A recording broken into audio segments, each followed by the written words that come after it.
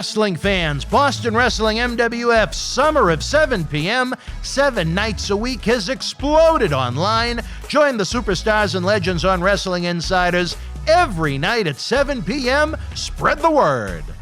As first reported to our Boston Wrestling MWF family on Patreon, big things are happening as we wrap up our biggest spring ever and kick off our Summer of 7 p.m. beginning Memorial Day night, when brand new Wrestling Insider episodes premiere at 7 p.m., 7 days per week. We also kick off our Make-A-Wish Drive in high gear to help grant wishes to awesome kids that have been waiting over a year in many cases.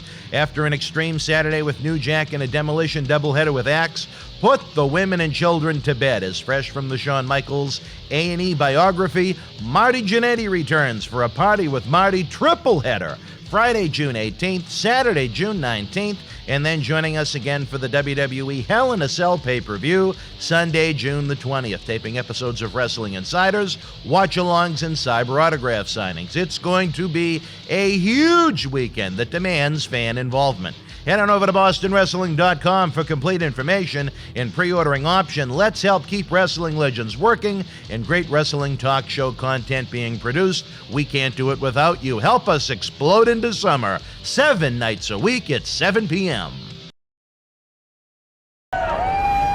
This is Mick Foley. This is Harley Race. This is Shelton Benjamin. This is Mr. Wonderful Paul Orndorff. This is the Monster Abyss. And this is Daniel Bryan. This is JBL, and you're watching the MWF. Be there live.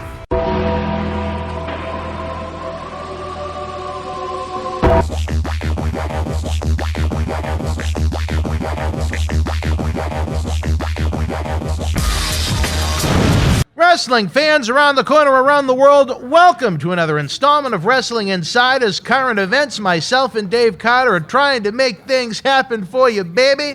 It's Tuesday night. That means we have Wrestling Insiders at Your House Classics with Mr. USA Tony Atlas at 7 p.m. tonight. He shoots on 3 champions of yesteryear, the living legend Bruno Sammartino, superstar Billy Graham, and Bob Backlund. It's a long episode, but a very interesting episode if you're a fan of 70s and 80s WWF and even WWF wrestling. So check that out, guys.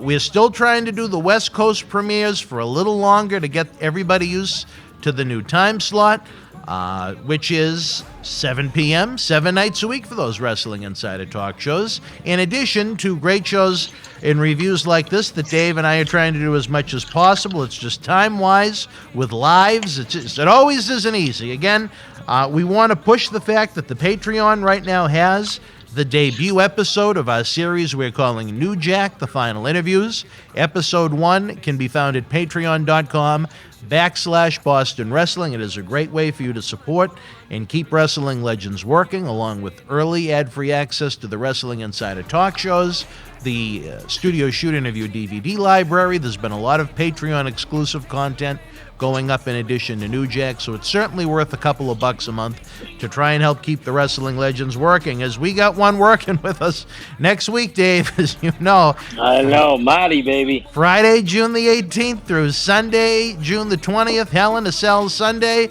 Baby, we got Marty Jannetty ready to rock. And it's going to be the night we have our big Make-A-Wish mega raffle. Check out BostonWrestling.com. The page should be up soon for you to get the raffle tickets. We're going to have one giant jackpot. One lucky winner is going to get everything in the jackpot. Not one prize, not 2 prizes, all the prizes. And one of the prizes itself, Dave, as we were discussing, you talk about cool, it's 1 out of 50, and it's an autographed Drew McIntyre WWE art print. So that's going to be like the main event prize. We got that's unbelievable. Well over 20 autograph photos. I've been talking to friends in WWE that say they're going to be helping. I've been talking to friends in NXT that said they're going to be sending up some stuff. I don't want to say what it is until I actually have it, because I don't want to let anybody down. But the raffle tickets start for as little as $5, and the best thing is we're trying to help the kids from Make-A-Wish. The thing that's what matters the most. That's what matters the most right there. What has sucked for those kids is that a lot of them have been waiting over a year to have their wishes granted, and a lot of them have terminal diseases. I don't want to make this a somber episode, but you know what? I think we can do a lot of good as the Boston Wrestling Sports family, the community that we are, as crazy as we are. And then on the big night, everybody that buys the raffle tickets, Marty Jannetty is going to draw the winner during the Hell in the Cell pay-per-view. And, likely Drew McIntyre may be in the main event that night. So that's kind of a cool way to wrap up what we're trying to do. Yeah, that is very cool. I like that a lot. Everybody, please go out and do that. Like you said, the page will be up pretty soon to buy the raffle tickets, right? I'm already working on it. I just need to do a little adjusting and tweaking, and then by the end, what is today, Tuesday? Yes, by Tuesday, the 7th. The 8th, sorry. By Tuesday night, fans should be able to get the raffle tickets as well as the Marty Jannetty autographed photos if they want to do the pre-order for that. But Dave, I ask you, where were you in 1997 today? Where was I in 1997? I'm throwing a little trivia at you, brother. June 8th, 1997. Well, I was 12 years old, so I'm not. You know what? Maybe I'm going to guess maybe you weren't then. That was the night of King of the Ring, 1997, at the Providence Civic Center. Nope, I was not there for that. No, I was too young. Were you able to go to any of the house shows that took place that weekend? Nope. No, they were in Lowell. No, because see, the thing was actually. Wait a minute.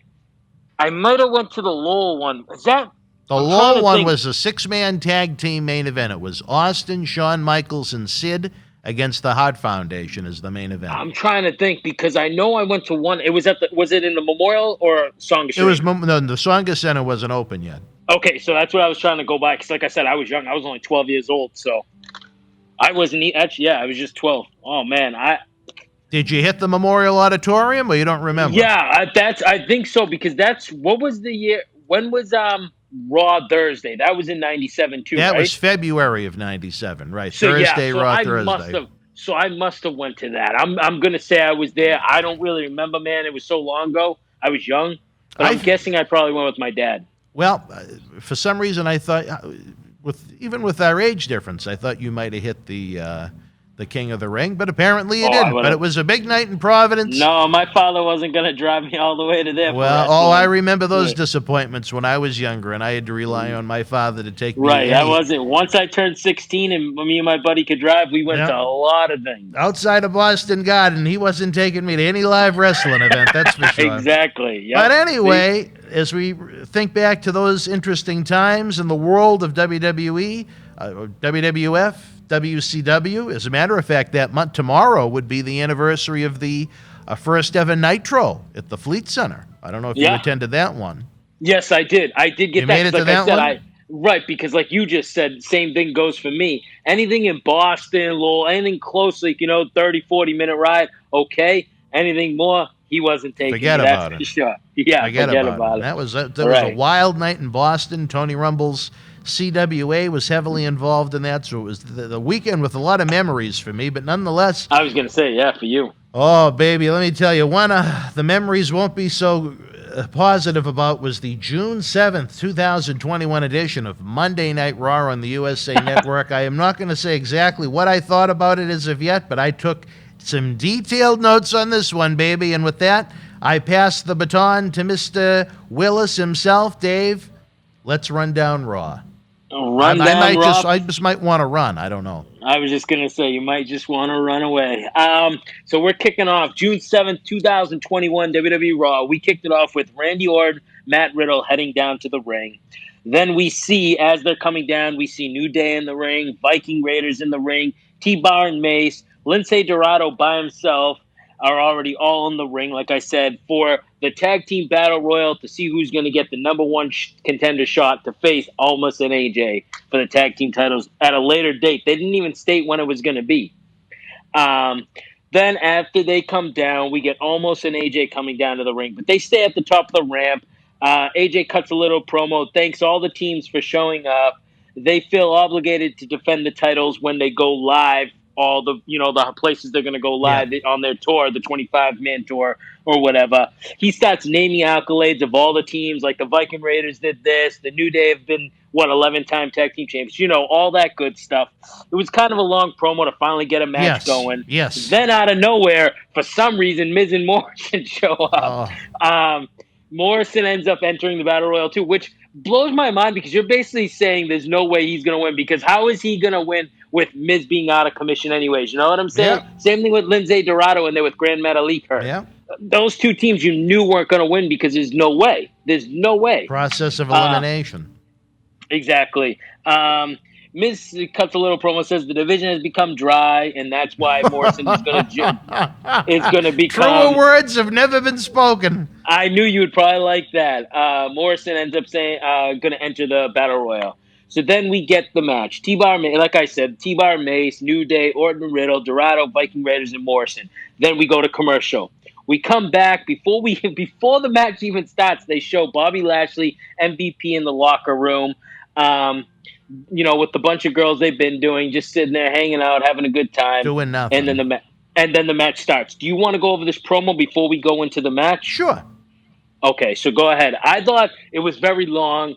I don't think we needed all that. I would have been cool with maybe AJ just doing his little thing, but we didn't even need that, honestly. I think Orton and Riddle coming down, telling us what's going on in the ring, what it's for, and that would have been fine. But no, they had to go with this long, drawn-out promo and then also go to commercial before the match even started. It was just a waste of time filler because they don't have enough fresh bodies to keep a 3-hour show interesting. That's right. Yeah, I totally agree. And they're releasing people. I don't know. I was happy to see the Viking Raiders actually get a match finally, because we always talk about that. Where are they? Yeah. So that was nice. Well, my personal feelings on that. I'm always happy when absolutely. Ivar does anything great. And to see them win was fine. But, I mean, you look at the whole entire segment. Almost everybody involved came out looking like a fool. AJ Styles sounded like a fool. Up there go my notes. The computer shut off. Matt Riddle always looks like a fool with his stupid scooter. Randy Orton's almost guilty by association now. I mean, the Viking Raiders nonsense they did last year, they castrated them when they were fighting with the ninjas and the Street Profits. And, New Day pulls it off. New Day is about the only one that can pull off that kind of comedy and do it well, because they've been and that not way kill themselves. Right, because they've been that way since the beginning. You try to build Viking Raiders as a big team, they're going to kick butt. Then they're worried about, they're playing games and stuff on TV. Like, I don't know. I mean, Morrison looked like an idiot. I mean, his character is kind of goofy to begin with. But I mean, and then in the end, not only do you have a battle royal filled with idiots, a waste of time. Why should I or any fan care about this match when they didn't even announce when the tag team title match would be? Is this going to be a Raw Tag Team Championship match? Will the Viking Raiders get the opportunity to face AJ and Omos at Hell in a Cell on pay-per-view for the tag team titles? They made it seem unimportant by not telling the people what was going on and why, and they had obviously plenty of time to explain that with that boring promo that began the show kicked off. So overall, I thought it sucked, but I was happy that the Viking Raiders won. I expect more out of WWE. There we go. We didn't even talk about the match, but I'll just go through it. Lindsay Dorado was the first one out. No, it's okay. Lindsay Dorado was the first one out. Then they friggin' involved that stupid drip stick that Johnny Morrison comes out with. He ends up getting eliminated next. We had some good action going on. They went to commercial again, and then the one team that shined in this whole thing was the Viking Raiders, which I was happy about. They really shined in the match, which was good because they ended up winning the match. I thought for a second there, when they were actually getting the upper hand, we're going to see Randy and Riddle win. But that was been the most likely thing. So when the Viking Raiders won, I was very happy about that. Like you said, there's no telling when this match is going to be, though. So we have no idea. Right. But I'm going to be part. Oh, you still have more? No, go ahead. Oh, I'm going to say this. Again, I'm going to try and be a little positive. Aside, there was a lot of negative to go along with it. But, obviously, like I said, I was happy the Viking Raiders went over. I wish the Viking Raiders weren't involved in so much comedy since they debuted on the main roster. Hopefully people forgot about it, or at least some of it, since Ivar had that unfortunate broken neck and neck surgery. But who's growing on me a little bit?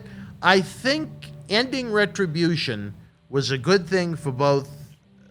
Who are the two that are still there? T-Bar and Mace. I would not have taken the masks off of them, but for whatever the reason, without Ali and the stupid nonsense behind what they were supposed to be, they've grown on me a little bit. I mean, they're not good, they're not great, But you know what? I don't want to change the channel when I see them anymore. You So I know think what that's a positive thing. But you know what they do remind me of with the painted face, and I'm not going to lie? The Ascension. I don't know why. I Yeah, look you know at what? it. I didn't even think of that. They do, to some extent. Yeah. That's what I remind. That's all I think if they had that music, I would be like, oh my God. You know what I'm saying? It's an That's what I Ascension see faction, yeah.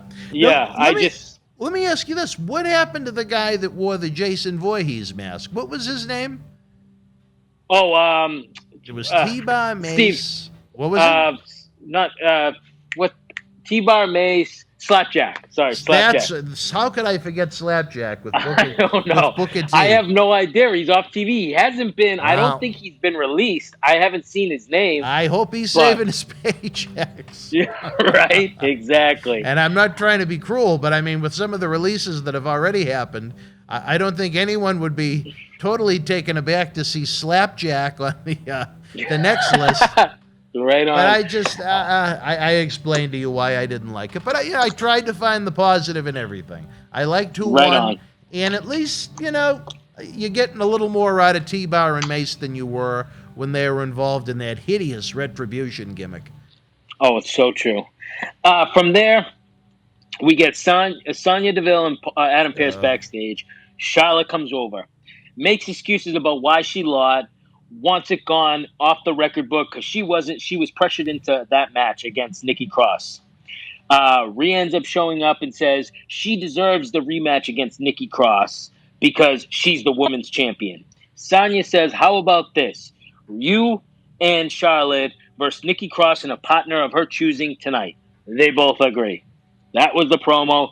We don't really need a big discussion about it. I guess it built to the match, but how many times are we going to do this? You know what I mean? It's like repetitive. So from there, we get another backstage segment, which is the Viking Raiders celebrating their win, which was great. That would have been cool. But no, we end up saying they want turkey legs, and guess who comes over with turkey legs? Almost an AJ eating turkey legs. I don't really know what to say about it because that's where it goes again. We were talking about the funny haha stuff when the Viking Raiders should have been celebrating. Yeah, we won. All right, awesome. Why do they got to do the joke stuff with them? Why? If I was booking it, I would have had the Viking Raiders try and kick their ass when they came over to try and mock them with the turkey legs. But yeah, I don't know if they're going to be if WWE looks at them as modern day bushwhackers or Highlanders. But I don't think Raw is all that great. But there's a lot of talent inside of Hanson. Big time. Just for the size of them. Oh yeah.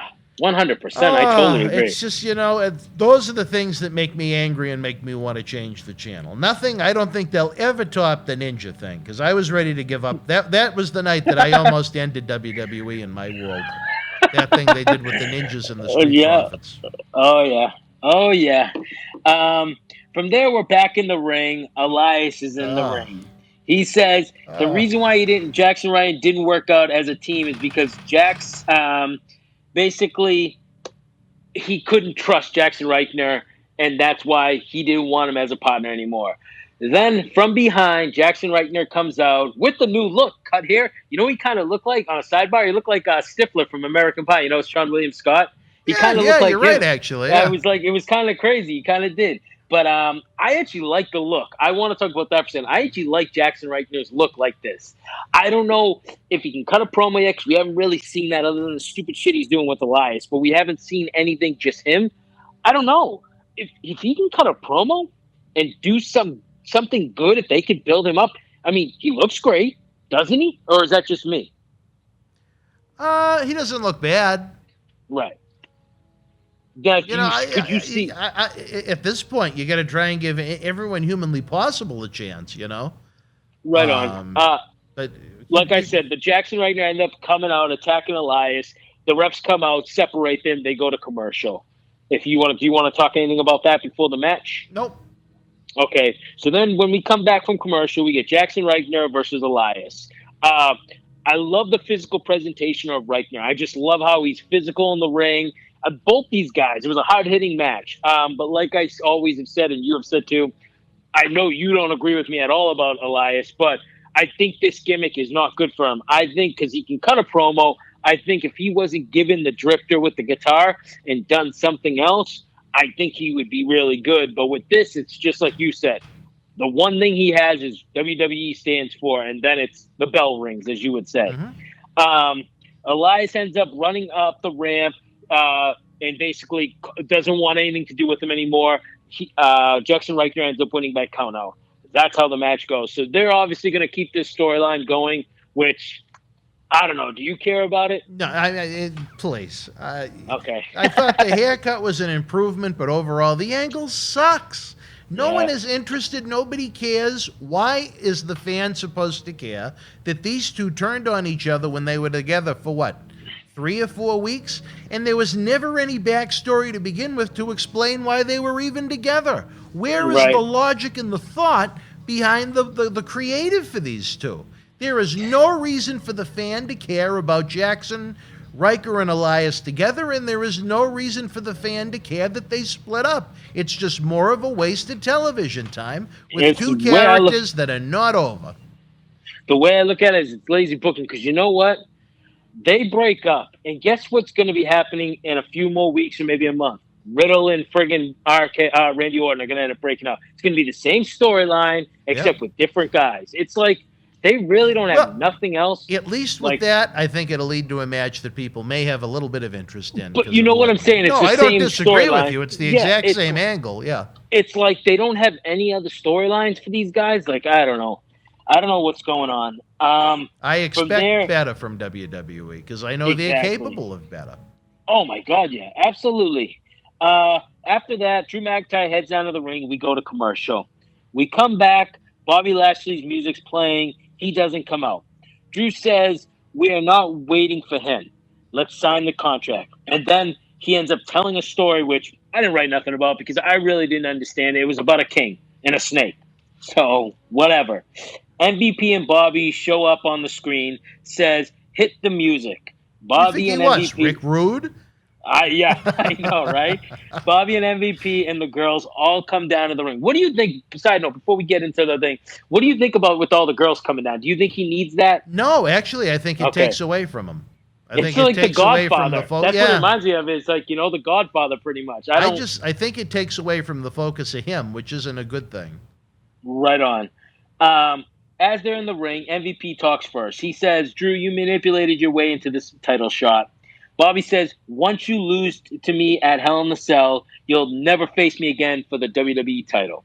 Drew says, okay, I agree, sign it.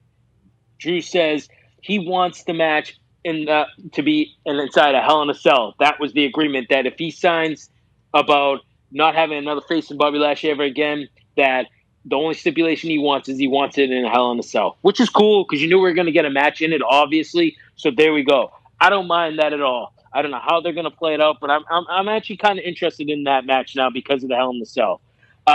Bobby accepts. They both sign the contract. Drew cuts the table in half with the sword, and that's it. What did you think of it? I'd like to see some blood in Hell in the Cell with everything that AEW has done recently, but I certainly don't anticipate it. There's ways you can do things hard way, but I think that's much more dangerous than actually using a little blade, but that's one man's opinion. Some people look at that as barbaric. I just look at it as being someone that's been involved in wrestling since 1993. You know what I mean? As far as what that goes. I just thought there were too many people out there for it. I think Sonya Deville's a very lousy character. I didn't even mention him because I'm just so sick of it. That's why I didn't even mention him. It's like it's almost like we got to be PC. We have to have a woman authority figure now too to go along with Adam Pearce, and I'm just so sick of that. There was no need for I understand they're trying to make Bobby Lashley. He's the world champion. He's a pimp and things like that. But like I said, I think it distracts from him. And the thing about it. Oh, go ahead. No, go ahead. Sorry, I was interrupting you. I was going to say something, but go ahead. McIntyre coming out with the sword and chopping the table in half. What the fuck was that supposed to be? I don't know. I don't know. It's ridiculous. It's about I the don't know. 85th time they've worked and I know that's an exaggeration, but it feels like it's about the 85th encounter this year. At least Hell in the Cell should be meant to blow off a big feud. It's just a feud I really don't care about. I thought it was the match of the night at WrestleMania Night 1. They are capable of putting some good stuff together. Again, it's just McIntyre to me. It's like, I think I said it enough times, I wasn't a huge McIntyre guy. I wanted to be open-minded and give it a chance. They should have never had him lose before the fans came back, and he lost the title twice, which hurt him. And it's like every time he's out there now, I care about it more, less and less and less and less. It's like they've sucked whatever energy and appeal he had out of him. And now he just chops things with swords. Two things that you said. First thing, I totally agree. They should have some blood in this match because you know what? This has got to be the payoff, right? This match has got to be the payoff. It has to be. Yeah. That's what I'm saying. I don't want no stipulation. Oh, well, so-and-so, the contract wasn't something stupid. No, this has got to be the payoff match, and it's Hell in the Cell. There should be blood. Someone should be left bloody. I don't know who it's going to be. I don't even know which direction they're going with, but all I know is someone should be left bloody. I totally agree with that. The other thing is why, like you said, why is Bobby Lashley all of a sudden a pimp? Why isn't he just a friggin' workhorse, running through people, a killer? Because you know what? If they are building the Brock Lesnar, how do you do this to his character? Yeah. You know what I'm saying? I want to see a killer versus a killer. You know what I'm saying? Right. Not, like you said, like a pimp with some girls that has a mouthpiece, and you have Brock Lesnar, who's the beast. Like, you could have the killer versus the beast, like something. No. You have like you said, almost like a pimp. Like, I don't know, man. I don't know what to say other than it's ridiculous. It's just, it was another layer to a show that was bad and overbooked. They didn't need half of these things. Nope. The story was simple. He wants one more title shot. He never gets another one. We're going to put it in the cell, put the pen to the paper. They didn't need tables being chopped in half by swords. They didn't need all those rats running around. They didn't need Sonya Deville. It was just too many. It was too much. Too much. Like I said, I don't mind Bobby Lashley wearing the suit, MVP coming out with him. But once you bring the girls, that loses all credibility to me. From there, we got Nikki Cross backstage, asked about her problems with Flair and Ripley. She believes in herself, she said. She believes she can beat both of them. And then she says her partner is going to be Asuka, and her is going to be her partner tonight. They start dancing. Whatever. That was a good one. That was a great segment. Right on. From there, Sheamus' music starts up. He comes out, comes down to the ring with a mask on because I guess he broke his nose last week, as you could tell. Remember the blood? We didn't actually get to review it. Yeah. That was actually a nice shot. They go to commercial. When they come back, we get him sitting at the commentary table. We get the match. Ricochet versus Humberto Carrillo. I'm very happy to see these two on TV. I know you were. Do you want to get into the match first? Yeah. Okay. Sheamus says there's injustice here. Before the match even starts, he gets on the mic. He says, Sheamus says there's injustice here. They broke his face. Why do they get a title shot now? Humberto is messing with Sheamus, trying to, attack him. And Sheamus is like, whoa, my face, And then Ricochet attacks Humberto finally. They go to commercial again. After that, we get them battling back and forth because the match has started when we come back from commercial. Good to see both them wrestling. I love that. Good match for what they did. It wasn't a real long match. Then they did the Spanish fly to the outside of the ring, which is such a dangerous move. Yes. I can't believe they do that to the outside like that. That leading from that move, they couldn't answer the 10 count, so it ends in a no contest, which means no one gets the shot at the U.S. title as of right now. Obviously, we still get one more Raw. We'll see where that leads to. I thought the match was good, and I thought that's a dangerous move to do that outside, though. Yeah, you know what? It was a match I was really looking forward to seeing, and then what do you get? The double count-out finish, where, it actually made sense if you want to keep building it, but I don't think it was the right finish for this match where it was a number one contenders match for the U.S. title. Does that mean they have another one next week, another number one contenders match? Does that mean they're just going to go the cheap way out and go with the triple threat? I'll tell you this, I would love to see much more of these two. A lot of the times, babyface versus babyface matches don't always gel. You know what? Here I thought they did gel because they're two exceptional athletes. I have no idea why Ricochet is wrestling in jeans. I was just going to say that to you. I was just going to ask you that if you didn't say that, because we hadn't been able to really review Raw. I was going to ask you, do you like him wrestling in the street gear or his ring attire? I think it takes away from him looking like an athlete. Absolutely. And I hate to say it because it's going to, and it can come across as a knock. I really don't care. It goes from him looking like an athlete when he's in wrestling gear to a small person when he's in street clothes. No, you're right. And he's not. It's not marketable. He could be marketable to the moon if he's wrestling in his gear. Him in a pair of black jeans with a pair of black sneakers with a little zip-up sweater or whatever it is. It's like, nah, man, I don't want that. I want the Ricochet in his tights, flipping and doing all his stuff, his athletic moves, because that's like you said, he's a star. When he's in his gear, he's a star. Yeah, I don't know where this jeans idea came from, but I'd send him back to Levi's. Right on. From there, we're backstage with the New Day. MVP ends up walking over and wants a word with Kofi. MVP says, I was impressed with you last year. I even shed some tears when I seen you win the title. I'm proud of you winning the WWE Championship. I can relate to you. That's why I like you a lot.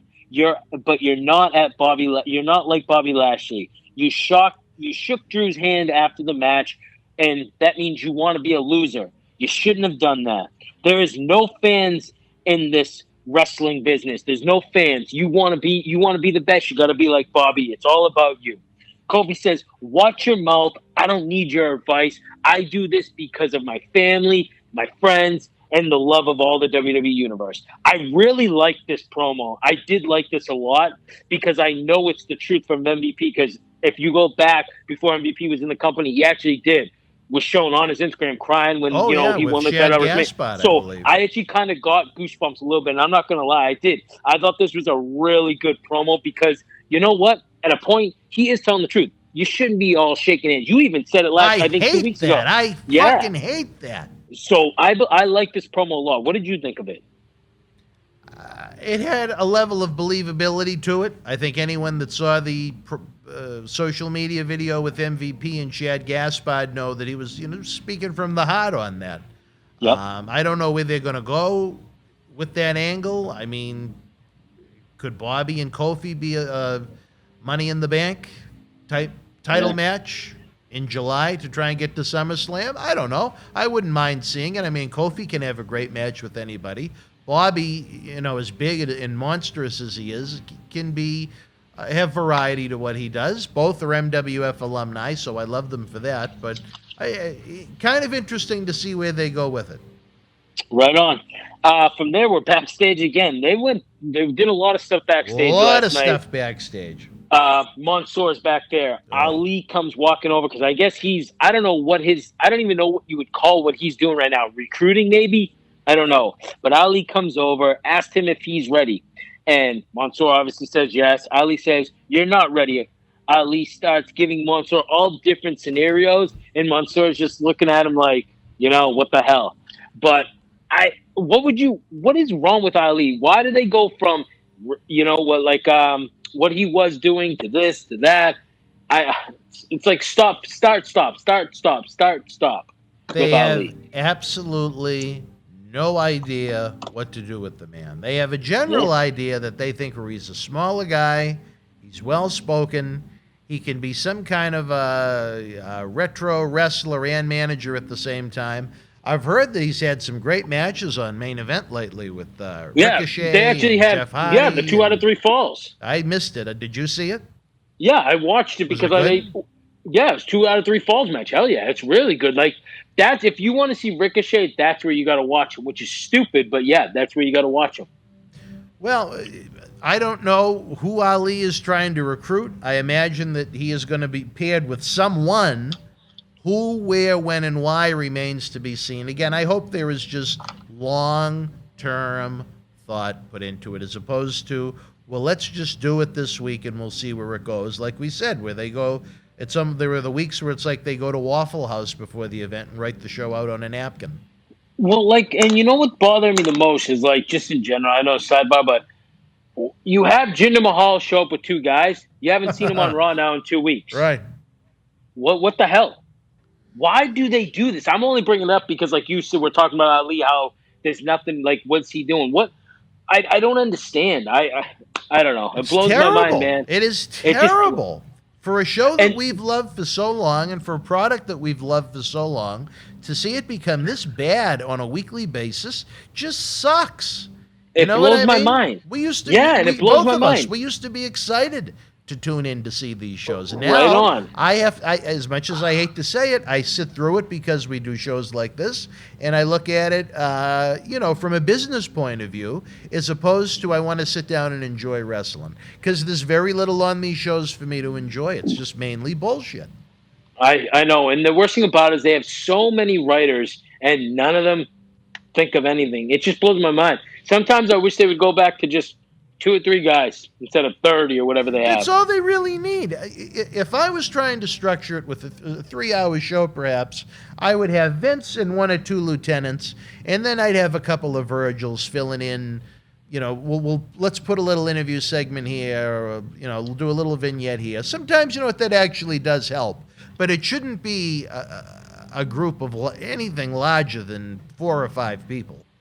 Right on. I totally agree. From there, we get Jeff Hardy versus Cedric Alexander. Alexander. Really good match, back and forth. Jeff Hardy ended up winning by pinfall, which I don't know. I mean, I like Jeff Hardy winning, but I don't know if this is good for him to win here, because are they trying to build Cedric because of what happened with Sheldon? I don't know where they're going. That's the problem, is they don't finish stories. So, you know what I'm saying? What did you think of the match? It's just the problem is the roster is too small. Cedric should not be doing jobs. They're trying to build him up. I can't remember the last time that Jeff Hardy wrestled on television, unless my memory is poor.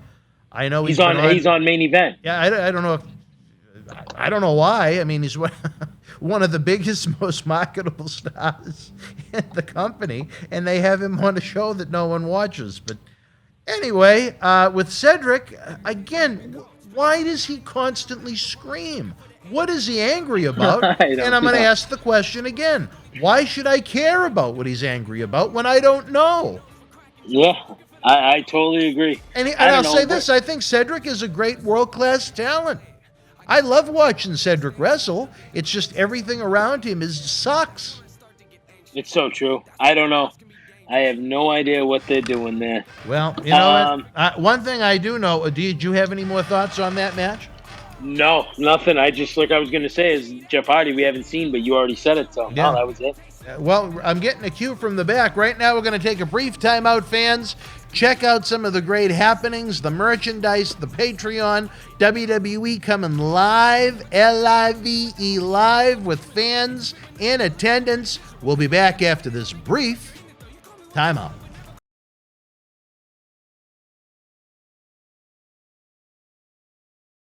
WWE is coming home to Kansas City with Monday Night Raw.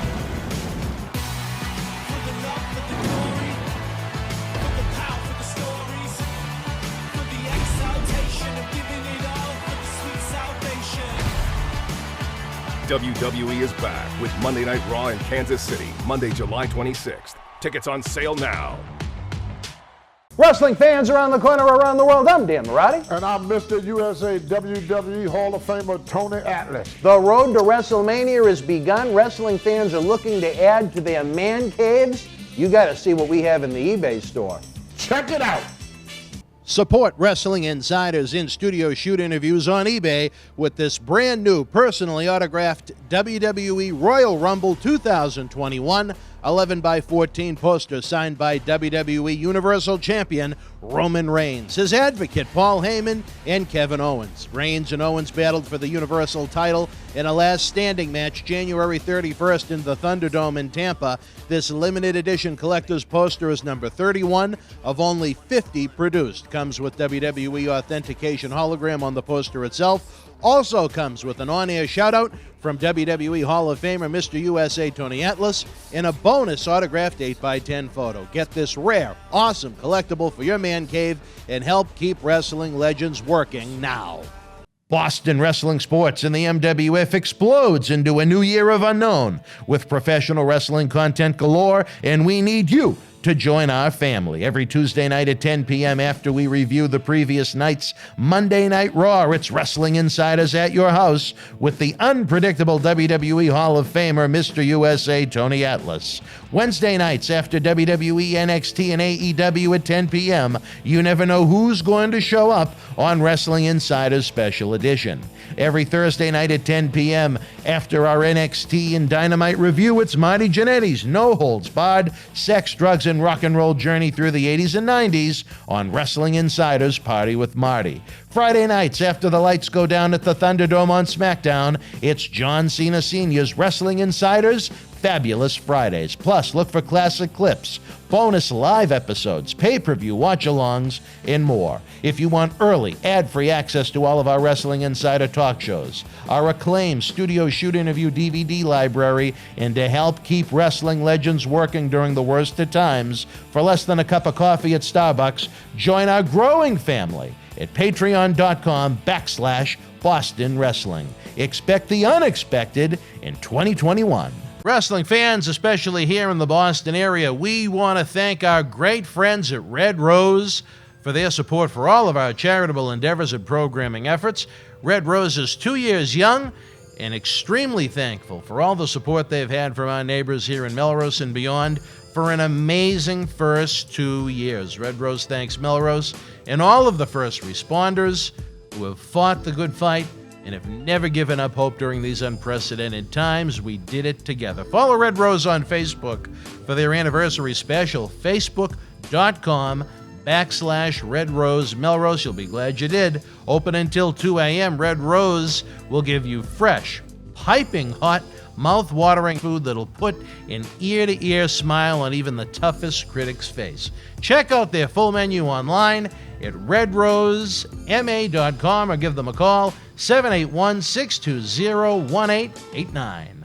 Wrestling fans, welcome back to Wrestling Insiders Current Events. Again, we remind you tonight and every night at 7 p.m. we have our Wrestling Insiders talk shows. Tonight it will be our Wrestling Insiders at your house with WWE Hall of Famer Mr. USA Tony Atlas, shooting on 3 world champions of a generation gone by, the living legend Bruno Sammartino, superstar Billy Graham, and Bob Backlund. If you are a fan of late 70s, early 80s WWF and even WWF wrestling, you're certainly going to want to tune into this episode. It is very good, very interesting. I liked it an awful lot. Some episodes are better than others. This one is lengthy, but it is worth your time much more than the garbage we're talking about right now. And again, fans, I'm trying to do West Coast premieres for the fans that are used to tuning in at 10 or 11, but I'm not doing it forever. It is a very lengthy process, so we got to get you used to the summer of 7 o'clock. And again, for those on Patreon, the first episode of the New Jack, the final interviews, is available, where New Jack just totally unloads on Tony Atlas, Abdullah the Butcher, and Nasty Boy Brian Knobs. If you enjoy that type of mature interview, it is not for kids. Many women will probably be offended by it. There may be men offended by it. But I liked it an awful lot because I like ECW. But anyway, back to forgetting about things we enjoy, the June 7th, 2021 Monday Night Raw. We definitely didn't enjoy this. We get Rhea Ripley and Charlotte backstage. Flair says, "Follow my lead tonight." Rhea looks at her and says, "My championship means you follow my lead. I'm the women's champion." So, they're arguing. We go. We get the match. Nikki Cross, Asuka versus Rhea Ripley and Charlotte Flair. Pretty good match. I mean, it should have been. All 4 good workers. Charlotte and Rhea during the match throw some shots at each other. They start wrestling again. They start being a tag team again. Very long match, though. I didn't think it needed to be this long. Charlotte ends up attacking Rhea at the end, which allows Nikki Cross to pin Rhea. I don't know. They're just building up to, obviously, to another match with them. What did you think of this? Man, I will find a little positive in the end, but before we get there, Rhea Ripley It's like she has had every ounce of energy, life, and excitement sucked out of her the past couple of months. Her promos are so bad, it's like watching an elementary school play with kids. They're so boring and dry. I don't know what they've done to that woman, but she was someone that you know me, I'm not the world's biggest women's wrestling fan, but I didn't exactly mind seeing her. Now I think she sucks. Charlotte, I have no idea if she's a heel or a babyface. Rhea, I have no idea if she's a heel or a babyface. It's just thrown out there like it's pointless. But I will say this. I will throw in my positive, as I said I would. I think over the past few weeks, they've done a really good job getting Nikki Cross back into the win and trying to get her over as someone important. So that, I find a positive in that. The rest of it, awful. Rhea Ripley needs to either go back to NXT or they need to inject her with personality, because whatever it was she had that had her over so strong in NXT is absolutely gone in WWE. I don't know if you agree with that. No, I do, and that's the thing is with her, it seems like she's married to Charlotte Flair since she's been there. Yeah. Why can't she, like you said, give her more stuff so she, like you said, she can have that fire like she had in NXT. Well, I don't get it. Even if the feud had a little definition to it, it might not be as boring to me. Can you tell me who the heel and who the face is in this feud with Rhea and Charlotte? I don't know. Not at all, because they both do heel tendencies and then they both do face tendencies. I don't know. I mean, Charlotte, I think, has turned more times than the Big Show. It's true. From there, we got some more good stuff. Alexa and Lily at the playground, basically laughing. We go to commercial. I wasn't laughing. I know you weren't. From there, we get Mansoor versus Drew Gulak. Poor Drew Gulak, man. The guy's already in the ring. Mansoor comes out. Quick match. Obviously, Mansoor won by pinfall. I see a lot in Drew Gulak. I like him a lot. He's a great worker. I remember when he was in Ring of Honor. Really good. I don't know. I feel like these poor guys don't have time to get any time in because they're doing too many backstage segments. So, what did you think of the match? It was very quick, so not really much. There isn't a heck of a lot you can add to it. As far as Gulak goes, you know what? I think he's hit his ceiling. I mean, I think he's a guy that there isn't much to him outside of the fact that he is great technically. He can make other guys look really good. And believe me, that's a very important position when you have newcomers coming into the company. As far as Mansoor, am I saying it right? Is it Mansoor? Yeah. Mansoor, yeah. I almost slipped and said Mantar, but that's a horror of a different generation. Gulak was a good guy to have put him over, but who and what is Mansoor? Why, with all the repetitive packages where they repeat the same things that already went on earlier in the night on the same show, why not do a promo package to build this guy up for several weeks before they debut him on TV, instead of rerunning the same video packages that people have already seen and obviously don't care about with the declining ratings over and over and over and over and over again? Why not build up Mansoor as something important before you put him out there going over on Gulak? Oh, I totally agree. I don't get it. And they don't even, honestly, they didn't even really do a good job the backstory on Mansoor. He just shows up, they tell you a little bit about him, and that's it. Like, they didn't do anything. I don't know. Lazy. Terrible. Very lazy. Terrible. Yeah. They have 3 hours to work with. They put Nia Jax on TV 3 or 4 times a week sometimes with the valet Reginald or whatever he's supposed to be. Yeah. God. I don't know. I'm getting hot now. I'm getting hot. Just thinking about it. From there, come on, baby, fire me up. We get Riddle backstage with Orton. Please. Riddle won't stop talking about Burger King. He wants to go to Burger King, get a waffle. He was getting me fries, hungry. all of that. What do you think about the thing with the lock the mouth with the key, and then Randy Orton goes with it? I bet you Randy Orton's like, what the hell am I doing? What am I doing? I hate, and I don't know Randy Orton well enough. I've met Randy Orton a couple of times, and we know Bob well enough. Yeah. But here's the problem. I think Randy Orton has probably just said, fuck it. Honestly, yeah. I mean, you know what? He's making ridiculous money right now. And good for him because he deserves it. He's been on television for 19 years. And he's the best. Outside of his feuds with Bray Wyatt and The Fiend, I can't think of any bad matches the man has ever had. Well, you know what? That bomb with Edge at the Warehouse WrestleMania last year sucked. But, I mean, just in general, as far as his feuds go, I can't think of too many bombs other than that. Oh.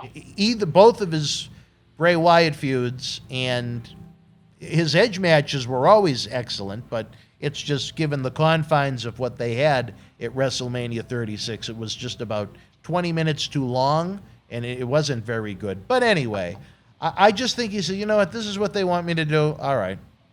I'm just going to do All it. right. Because I tell you this, at one point, I know he was extremely difficult.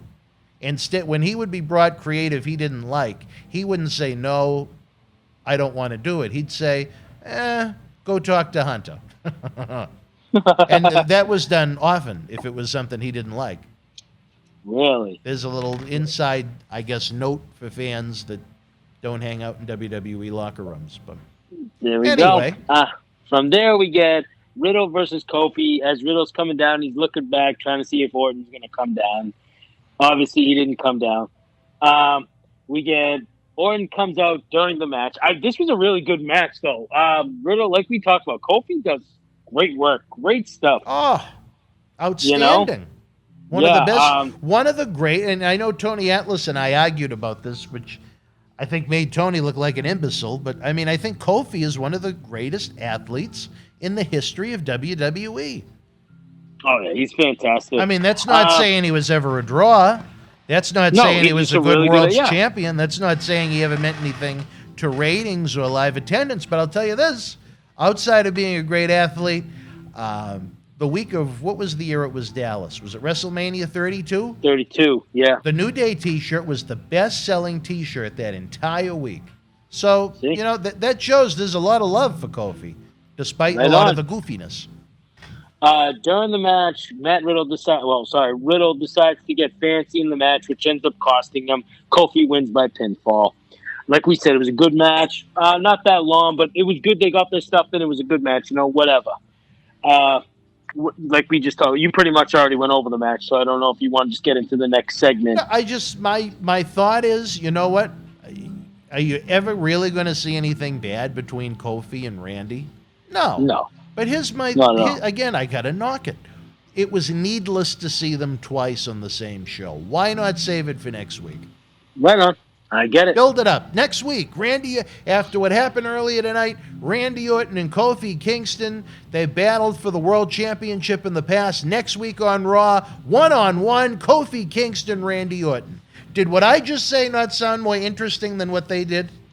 Oh, right on. And I'm not 100%. Trying to pat myself on the back. No, I'm true. just saying it's logic. Right. Oh, but anyway. I totally agree. From there, we get this long segment. Here we go. No match is a segment. It was Nia and Shayna backstage arguing about Reginald. Nia wants to help Shayna with Alexa. Shayna says she doesn't need her help. They go to commercial. We come back. Alexa's in the ring with the playground, and Lily's there too. I can't believe I'm even saying this. Shayna comes out. Alexa wants Shayna to apologize. Alexa says, Lily says apologize. Shayna grabs Lily and says, I apologize. Throws her on the ground and steps on her face. Alexa ends up attacking Shayna. Shayna steps on Lily's face. Everything starts to get all weird. You know, screens start flashing. Things start going on. Shayna ends up going out back. Stuff starts falling. She goes in the locker room. And basically she locks, you know, pushes the couch in front of it and all that. She sees a mirror. She sees Lily in the mirror. She kicks the mirror. Lily's then looks. Lily's not there. She looks back at the mirror. Lily's there again. And that was it. That was the segment. That's how they went off the air. We talked about it last night. Raw should never go off like that, ever. What did you think? It was one of the worst segments in the history of Raw. Whatever Herman Munster had going for her in NXT, much like Rhea Ripley, it is long gone. There is nothing of any interest left in Shayna Baszler. The Fiend is supposedly dead, and this 5-foot-tall woman with the stuffed animal and 8 pounds of mascara has taken his place. I mean, you have random cameras in every portion of the locker room ready to tape this nonsense. Other than, and this is quite a statement to make. In 28 years, this was one of the worst segments they have ever had.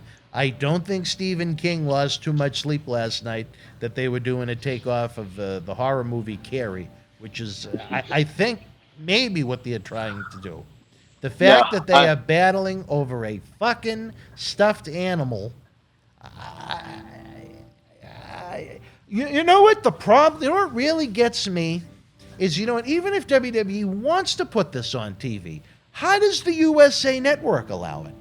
USA Network is paying them $5 million a week for a show that has ratings that have no sign of improving, and the quality of the show gets worse and worse and worse and worse. They might have some of the greatest athletes they've ever had in the history of the company right now. They have world-class production values, but the content is the absolute shits. And all of those athletes deserve better than that. All of those hardworking people at Titan Towers deserve better than that. All of the hardworking production people that bring that show to life and make it the poor content look like $1 million deserve better than that. And you know what? It's a shame. It's insulting to everyone all around. Most important, it is insulting to the wrestling fan. If that segment took place in front of a live crowd, I remember texting you last night, I could not imagine what the reaction would have been. Right. I totally agree. It was bad. It was very bad. And I just would never go, because Raw, when you watch it, when it was good, you used to go off to, oh my God, what's going to happen next week? You know? And now you just want it to end. Yeah. I don't know, sad. man. It really is. So, you know what's crazy is I'm looking forward to NXT tonight more than I ever have for Raw lately. Like, in NXT, and it's just so weird. I don't get it. If nothing else, NXT is usually always solid. If solid not, show. I'm not big on the Cameron Grimes shit or the Way faction. So I don't care. But you know what? At least it's not as disrespectful to the wrestling fan as Raw Ted's is. there, man. Ted's there. I'm pumped. I know that you love old happy. Teddy. He's a guy. You know me. I love Ted an awful lot too. Yeah. I'm glad to see the usage of the veterans in NXT. I hope they do more like that, because I think it'll only give them some rub. You know, they don't want to do it with Raw or SmackDown, so it is where what they it could is. use them. Yeah, I totally agree. For grading, this is probably, I think this will be the lowest I've ever given Raw. I gave it a 3 out of 10. This is crazy. We tie again.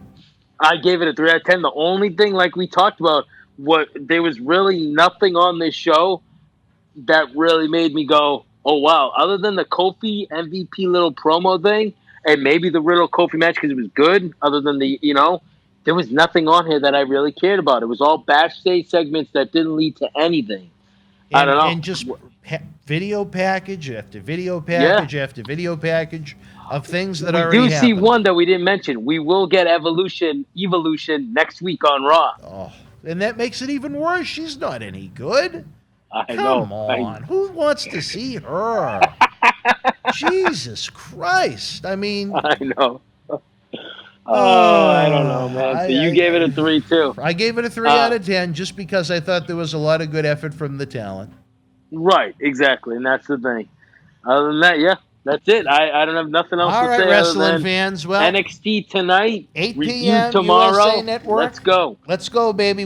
My goal is we want these reviews on 6 o'clock the night after. It is a big goal for Dave and I with Dave's life commitments, and he is a Willis after all, so he's busy with that. We don't want to go in that direction, though. But, again, a lot of big things happening here in Boston Wrestling. Marty Jannetty live, 3 big nights next week. Friday, June the 18th through Sunday, June the 20th, which is really cool. That's Hell in a Cell Sunday. Marty will join us not only for the watch-along, but he will be drawing the winner of the Make-A-Wish Mega Raffle we're having. The tickets should be available online tonight on June the 8th. Help out the Make-A-Wish kids.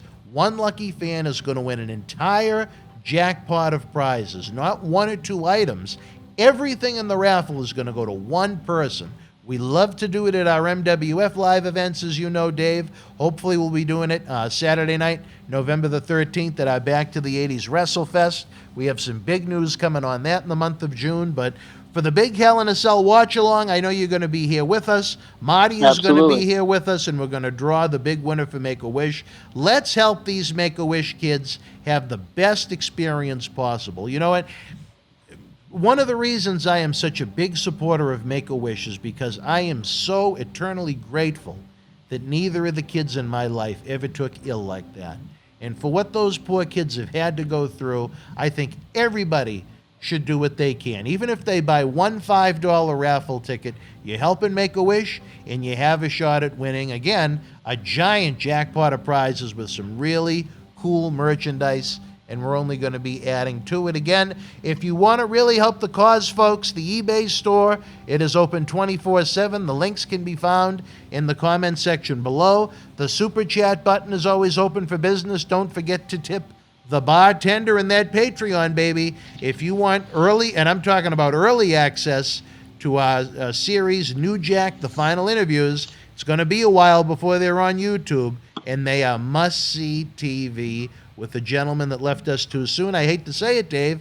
New Jack was supposed to be with us again this weekend on the 12th that's and so 13th. sad. And it really does, because I don't know. I know you were there for a little bit before work commitment. I was came there in, I was there for about 3.5 hours on us. Yeah. Oh, you stayed that long? Yeah. I didn't even know that. Remember, you didn't even know I was there for an hour and a half? I don't know anything the day of those shoots, but I hate to say it, but it made me sad when I was editing it, because him and I, we really did. We had a lot of fun. And I felt like there was a really good chemistry that came out of it, which is why... Oh, absolutely. From what I've seen, absolutely. You guys don't want to miss it. I'm telling you. That's why we tried to book his return appearance so quick, to have him back, just about 5 weeks later from when he was here the first time. And it's still, it pulls on the strings of my heart that he's gone. But you know what? We have 6 great interviews for you fans to enjoy. And again, the first one, it is not for kids. It is not for women. Like I said, there are men that may be offended by it, but he brutalizes poor Tony Atlas, Abdullah the Butcher, and nasty boy Brian Knobbs. Have you ever seen the Brian Knobbs ass picture? No. Would you have I don't even know if you'd want to see it. I don't know. But in the middle of their tiff, Brian mooned him. And I mean, it is... Are you kidding me? No. He was in a public restroom, and he had someone take a picture of him mooning New Jack and sent it to New Jack. Well, New Jack being New Jack, he didn't give a shit, and he posted the picture online. All I can describe it is like this, Dave. Just pretend Brian Knobbs' mouth was the top of a water slide at a water park. The kid could literally go in the mouth and come out the ass. I have never seen anything like it. Ugh. But anyway, that's on patreon.com/Boston Wrestling. Keep the wrestling legends working. And again, don't forget, folks, 7 p.m., we're just a few minutes away. Tony Atlas shoots on Bruno Sammartino, Billy Graham, and Bob Backlund. For my partner in crime, Mr. Dave Carter, as we continue our summer of 7 p.m., 7 nights a week, I'm Dan Mirade. We'll see you at the top of the hour with Tony Atlas. The World Wrestling Federation was live in York, Pennsylvania, Wednesday, June the 8th, 1983. In the opening contest, Little Beaver and Farmer Pete beat Sonny Boy Hayes and Sky Low. Salvatore Balomo with the win over Steve King. Ivan Koloff defeated Don Kernodle. Sergeant Slaughter victorious over Baron Mikel Cicluna. And in the main event, Rocky Johnson defeated WWF Intercontinental Champion Don Morocco via disqualification. If you are in York Live, share your memories in the comment section below. Use the links in the description box to keep Wrestling Legends working in our eBay store and on our world-renowned Patreon streaming service, so we can bring you more interactive superstar shoot interviews to relive the good old days of professional wrestling. Check it out. Boston Wrestling Sports in the MWF explodes into a new year with professional wrestling content galore and need you to join our family. Every Tuesday night at 10 p.m. after our Monday Night Raw review, it's Wrestling Insiders at your house with WWE Hall of Famer Mr. USA Tony Atlas. Wednesday nights at 10 p.m. after NXT and AEW, join rotating legends on Wrestling Insiders Special Edition.